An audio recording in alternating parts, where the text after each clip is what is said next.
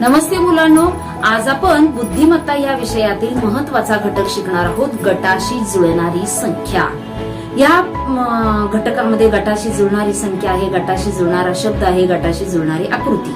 पण आज मात्र आपण संख्या शिकणार आहोत. आता हा घटक आपल्याला समजायला सोपा जाणार आहे, कारण आपण याच्या अगोदर वर्गीकरण हा घटक शिकलेलो आहोत आणि त्याच्यामध्ये आपण कसा विचार करायचा असतो संख्यांचा हेही सविस्तर शिकलेलो आहोत. परंतु गटाशी जुळणारी संख्या हा पूर्णतः त्याच्या उलट विचार आहे. गटातनं बसणारी संख्यामध्ये आपण काय करतो, 3 सारख्या संख्या असतात, त्याच्यात वेगळी कोणती ती शोधत असतो. आणि गटाशी जुळणारी संख्या यामध्ये या तिन्हींची वैशिष्ट्ये एकच आहेत. काय आहेत? तिन्हींची वैशिष्ट्ये एकच आहेत आणि यांच्यासारखी संख्या पर्यायातून शोधायची असते. आणि मग असं दिलं, याच्यामध्ये प्रश्न प्रकार ओळखायचा म्हणजे याच्यामध्ये 3च संख्या दिलेल्या असतात आणि आपण काय करतो, याच्यातला फरक काढत बसतो. गटाशी जुळणारी संख्यामध्ये फरक कधीही काढायचा नाही. फरक काढायचा कधी क्रमाने येणारी संख्या शोधायची असेल तर फरक काढायचा, इथे मात्र संख्येचं वैशिष्ट्य शोधायचं. आता यातली जर 35 संख्या घेतली तर तुमच्या डोळ्यासमोर काय येतं? 35 ही काय आहे? विषम संख्या आहे. ती 5च्या पटीत आहे, ती 7च्या पटीत आहे. त्याच्यानंतर ती वर्ग वजा 1 आहे, ज्याचे वर्ग पाठ आहे त्याच्या लगेच लक्षात येतं की 36च्या वर्ग वजा 1 ही संख्या आहे. मग आता 35चं जसं आहे तसं 24चं करून बघूयात. 24 सम आहे, त्याच्यानंतर ती 2च्या पटीत आहे, 4च्या पटीत आहे, 6च्या पटीत आहे, 8च्या पटीत आहे, 12च्या पटीत आहे. त्याच्यानंतर ती संयुक्त संख्या आहे, ही पण संयुक्त आहे, ही पण संयुक्त आहे, ही संयुक्त आहे. त्याच्यानंतर ही पण वर्ग वजा 1 आहे. मग आता 48 विषयी काय लिहावं लागेल? 48 ही काय आहे? सम आहे, त्याच्यानंतर संयुक्त आहे, त्याच्यानंतर ती 2च्या पटीत आहे, 3च्या आहे, 4च्या आहे, 6च्या आहे, 8च्या आहे, त्याच्यानंतर 12च्या आहे, 16च्या आहे, 48च्या सुद्धा आहे, 24च्या सुद्धा पटीत आहे. आणि मग त्याच्यानंतर अजून काय सांगता येईल? ती वर्ग संख्या वजा 1 सुद्धा आहे. मग आता आपणाला संयुक्त संख्या तीनही याच्यामध्ये आहेत. परंतु मग आता तो जर नियम, तो जर गुणधर्म इथं सापडला तर सगळेच पर्याय, इथं हा सोडला तर सगळेच पर्याय संयुक्त आहे. म्हणजे आपणाला ती पायरी लागणार नाही, तो विचार लागणार नाही. त्याच्यानंतर विषम सम सम, त्याच्यामध्ये हाही विचार लागणार नाही. त्याच्यानंतर आपल्याला काय लागेल? सगळीकडे सारखं काय दिसतंय? वर्ग संख्या वजा 1. आपल्याला या तीनही संख्यांमध्ये वैशिष्ट्य दिसतंय आणि म्हणून मग वर्ग संख्या इथं अधिक 1 आहे, वर्ग संख्या इथे अधिक 2 आहे, वर्ग संख्या वजा 1 आहे. म्हणजे 100 हा वर्ग आहे, त्याच्यातून वजा 1 केलाय म्हणून पर्याय क्रमांक 3 ही संख्या त्याच्यामध्ये त्या गटामध्ये बसते. म्हणजे आपणाला अगोदर संख्यांची वैशिष्ट्य कळली पाहिजे. संख्यांची वैशिष्ट्य एकदा लक्षात आली की बरोबर ते कोणत्या वैशिष्ट्यामध्ये बसते हे शोधता आलं पाहिजे आणि त्यासाठी या पायऱ्यांचा वापर करायचा. आता कोणत्या पायरीचा आपल्याला विचार लागला? हे बघा, इथं वर्ग घन वजा 1 अधिक 1 ही पायरी आपली लागली. कोणत्या तरी इथे पायरीमध्ये ते उत्तर बसतच, फक्त त्या पायऱ्या तुम्हाला आठवल्या पाहिजेत, क्रमाने सांगता आल्या पाहिजेत. आता पुढचं उदाहरण 77, 91 आणि 1050 या संख्या, तीनही संख्या एकाच वैशिष्ट्यानुसार, कोणत्या वैशिष्ट्यानुसार एकत्र येतात ते आपणाला पाहिजे. मुलं काय करतात? 77 म्हणलं ना 11ने भाग जाणारे, 11ने भाग जाणार, तिथंच अडकतात. मग आता 91ला 11ने जाईल का? नाही जाणार, म्हणजे तिथं जमणार नाही. मग आपण ओळीनं जर विचार केला, आता निरीक्षणाचा विचार केला तर निरीक्षणामध्ये आपल्याला काय बघावं लागतं? 1 2 3 असं चढत्या क्रमाने दिलंय का? त्याचप्रमाणे 4 आणि 1 पुढे असं 5 दिलंय का? म्हणजे एकमेकांची बेरीज पुढे मांडली का, मागे मांडली का? गुणाकार पुढे मांडलाय का, मागे मांडलाय का? हे असं निरीक्षण आपल्याला त्याच्यामध्ये करायचे. आता समविषमची पायरी बघितली तर 2 विषम आहेत, 1 सम आहे, ती चालणार नाही. या तीनही संख्या संयुक्त आहेत, मग खाली पर्याय संयुक्त आहे, सगळेच आहेत, त्यामुळे ती पायरी लागणार नाही. वर्ग घन, मग दिसायला वर्ग आहे का? वजा 1 अधिक 1 किंवा घन वजा 1 अधिक 1 दिसतोय का? पाठ असतील तर ह्या पटपट पायऱ्या आपल्याला बाद करता येतात. त्याच्यानंतर त्रिकोणी संख्या आहे का? त्रिकोणी संख्या ही इथे आपल्याला दिसत नाही. मग आता त्रिकोणी संख्येनंतर कसोट्या हा मोठा घटक आहे. 2ची कसोटी लागेल का? नाही. 3ची कसोटी इथे 14 बेरीज आहे, 9 ने 10 बेरीज आहे, 5 ने 6 म्हणजे फक्त एकालाच 3 भाग जातो, म्हणजे 3ची कसोटी लागत नाही. 3ची कसोटी लागते तेव्हाच आपण 9ची कसोटी चेक करायची. मग आता 3ची नाही 4ची, आता 2 विषम म्हणजे 4 सोडून द्यायचा. 5 ने फक्त एकाच संख्येला भाग जातो, 6 ने जाणार नाही, कारण 2 आणि 3 असल्याशिवाय 6 जात नाही. आता राहिली 7. मुलं काय करतात, पुस्तकात सगळ्या कसोट्या लिहिलेल्या आहेत पण 7ची कसोटी लिहिली नाही, आणि मुलं कसोटी म्हटलं की फक्त कसोट्याच लावतात, पण 7 ने भाग जातो किंवा नाही हे पाहणं म्हणजे सुद्धा 7ची कसोटीच आहे ना. मग 7 ने या दोघा 77ला भाग जातो, 91ला 7 एके 7, 7 त्रिक 21, इथेही 7 ने भाग जातो, आणि 7 एके 7, 3 उरले 7 5 35, इथेही 7 ने भाग जातो.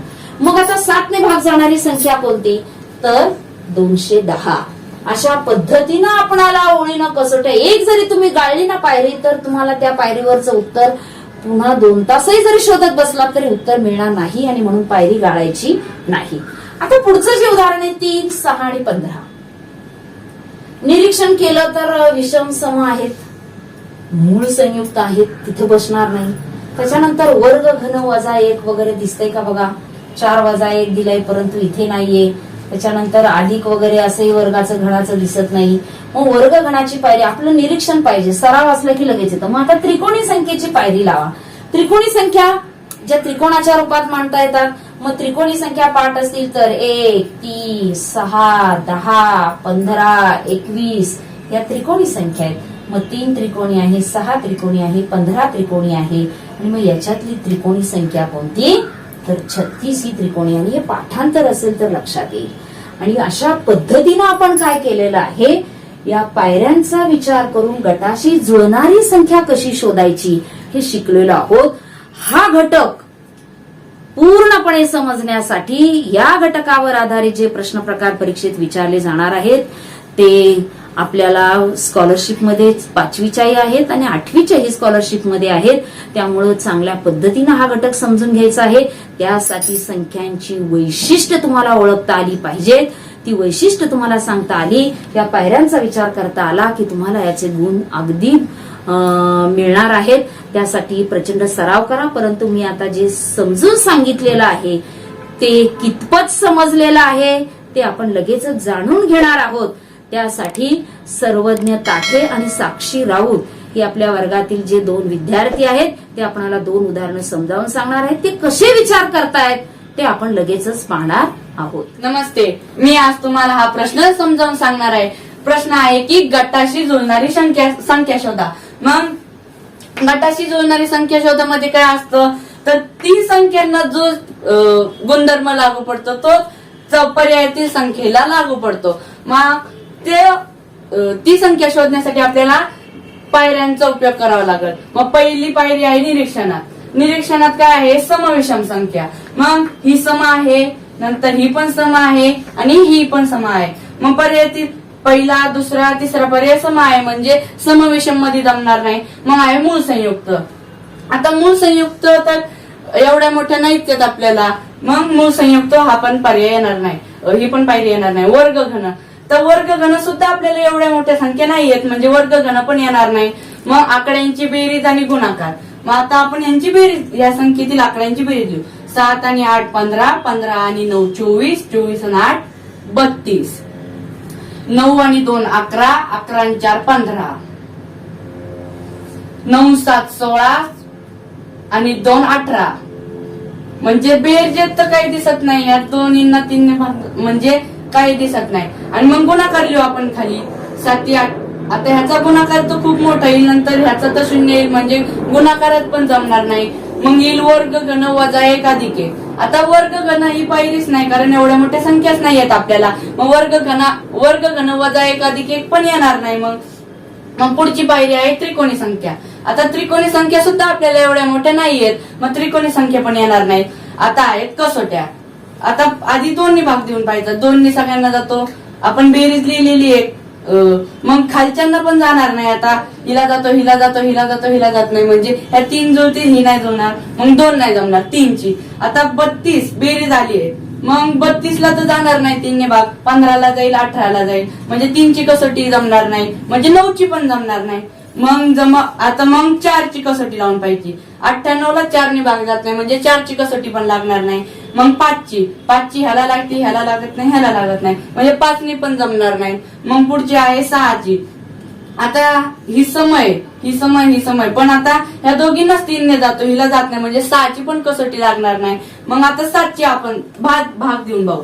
7 एके 7, 7 एके 7, 1 उरला, 7 दुने 14, 5 उरले. आता मग 58ला तर जात नाही म्हणजे नाही जाणार 7ने पण.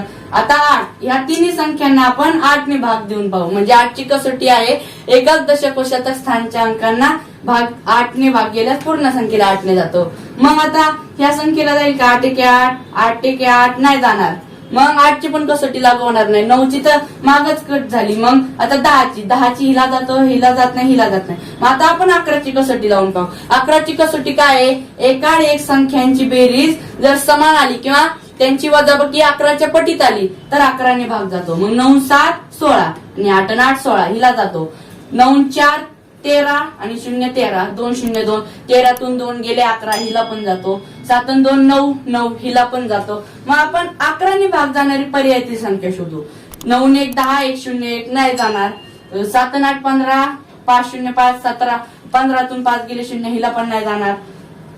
15तून 5 गेले 10 हिला नाही जाणार. नंतर 8 आणि 8 16, 2 आणि 3 5, 16तून 5 गेले 11 हिला जातो. तरी पण आपण पुढचा पर्याय घेऊन पाहू.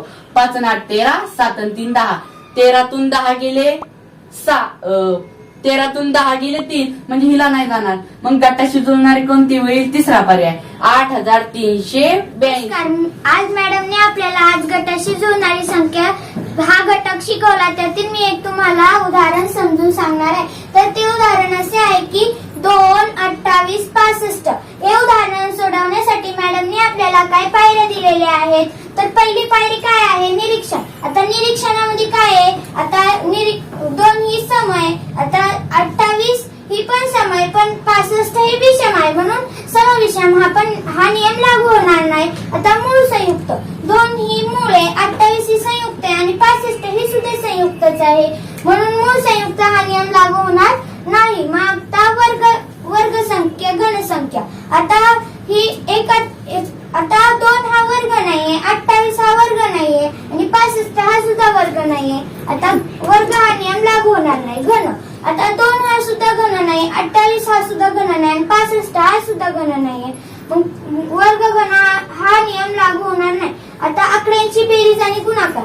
आता यांची बेरीज 2 येते, याची बेरीज 2 येते, याची बेरीज 10 येते आणि याची बेरीज 11 येते. म्हणजे आता आपल्याला बेरजेमध्ये तर काही दिसतच नाहीये म्हणून बेरीज हा नियम, आकड्यांची बेरीज हा नियम लागू होणार नाही. आता गुणाकार, तर 2चा गुणाकार 2 आणि 8 दुने 16, 6 पंचे 30 म्हणून आपल्याला गुणाकारामध्ये सुद्धा काही दिसून येत नाहीये. आता वर्ग घन अधिक 1 वजा 1. आता 1चा घन 1, 2चा घन 8, 3चा घन 27, 4चा घन 64, 5चा घन 125 आणि 6चा घन 216.